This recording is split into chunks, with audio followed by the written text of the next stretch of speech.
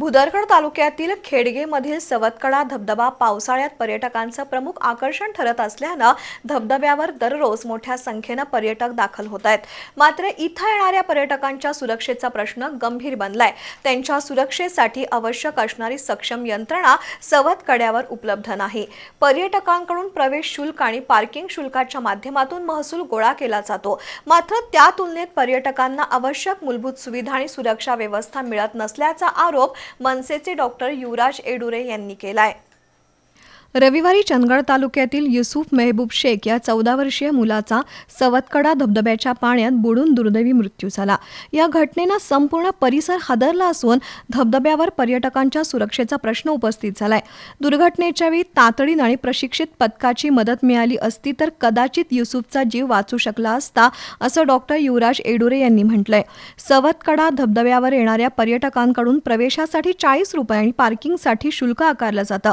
पर्यटकांकडून शुल्क वसूल केलं जात असताना त्यांच्या जीविताच्या सुरक्षेची जबाबदारी घेणं गरजेचं नाही का? धबधबा स्थळावर सुरक्षा कर्मचारी का नियुक्त केले नाहीत? आपत्कालीन परिस्थितीत तातडीनं मदत करण्यासाठी कायमस्वरूपी बचाव पथक का ठेवलेलं नाही? प्रथमोपचाराची सुविधा आणि आवश्यक सुरक्षा साधनं उपलब्ध आहेत का? असे अनेक प्रश्न डॉक्टर युवराज एडुरे यांनी उपस्थित केलेत। सवतकड्यावर सुरक्षेच्या विविध उपाययोजना तातडीनं अवलंबाव्यात आणि इथून पुढे पर्यटकांचा बळी जाणार नाही याची प्रशासनानं खबरदारी घ्यावी, अशी मागणी डॉक्टर एडुरे यांनी केली आहे।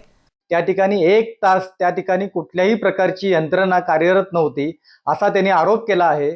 आणि अशा प्रकारे जर पर्यटन विकसित होत असताना अशा प्रकारच्या घटना घडत असतील तर नक्कीच ही दुर्दैवी गोष्ट आहे।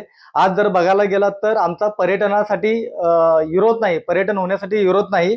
पर्यटन वाढलं पाहिजे, पर्यटनातून रोजगार निर्मिती झाली पाहिजे, पण अशा प्रकारच्या ज्या काही घटना घडणार आहेत याच्यावरती देखील वन विभागाने जाणीवपूर्वक त्या ठिकाणी लक्ष दिलं पाहिजे। बचाव कार्यासाठी अनेक प्रशिक्षित त्या ठिकाणी उमेदवार किंवा त्या ठिकाणी लोक उभी केली पाहिजे। सवतकडा धबधब्यावरील सुरक्षा व्यवस्थेबाबतची तक्रार जिल्हाधिकारी आणि वन विभागाकडे करण्यात आल्याचं डॉक्टर युवराज एडुरे यांनी सांगितलं।